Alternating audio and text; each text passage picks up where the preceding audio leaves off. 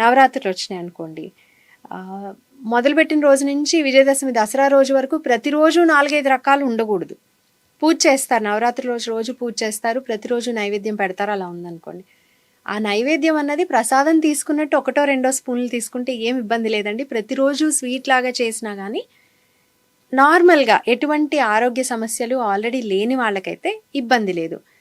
అయితే ఇవే నైవేద్యాలు కూడా కొంత మనం హెల్దీ ఉండేటువంటివి కూడా పెట్టుకోవచ్చు. ఇప్పుడు నైవేద్యం అంటే తప్పనిసరిగా పాయసమో పరమాన్నమో చేయాల్సిన అవసరం లేదు ప్రతి పూట కూడా.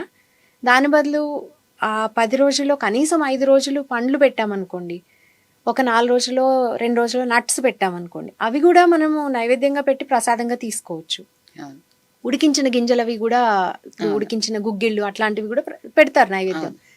సో అలా మనము భక్తితో పెట్టేవి కూడా కొంత మన ఆరోగ్యానికి కూడా ఉపయోగపడేలాగా చేసుకుంటే బాగుంటుంది. కానీ అదొక ఎక్స్క్యూజ్గా, అంటే అదొక వంక, ఓకే ఈ 10 రోజులు మనం ఏదైనా తినచ్చు పండుగ వంక పెట్టుకొని అన్నట్టు 10 రోజులు బాగా ఆయిల్ వేసి ఫ్రై చేసినటువంటివో, లేకపోతే ఎక్కువ నెయ్యి వేసి వండినటువంటివో, చక్కెర బెల్లం ఏదైనా సరే, బెల్లం అనండి, చక్కెర అనండి, తాటి బెల్లం అనండి, దేంతో చేసినా సరే, అలాగే అన్నం బదులు మిల్లెట్ పాయసం చేసుకుంటున్నాము ఇట్లాంటివి చెప్తారు. మీరు ఇంగ్రీడియంట్స్ ఏవి వాడినా కానీ దాంట్లో క్యాలరీ కంటెంట్ కొంత సిమిలర్గానే ఉంటుంది, అట్లాగే న్యూట్రిషియస్ వాల్యూస్ కూడా కొంత సిమిలర్గానే ఉంటాయి. కాబట్టి తక్కువ క్వాంటిటీలో ప్రసాదం లాగా తీసుకుంటే 1-2 స్పూన్లు, మీరు అన్నం పాయసం తీసుకున్నా మిల్లెట్ పాయసం తీసుకున్నా 2 స్పూన్స్ తీసుకోవటం వల్ల ఎటువంటి ఇబ్బంది ఉండదు. సో ఈ జాగ్రత్తల వరకు పాటిస్తే చాలండి.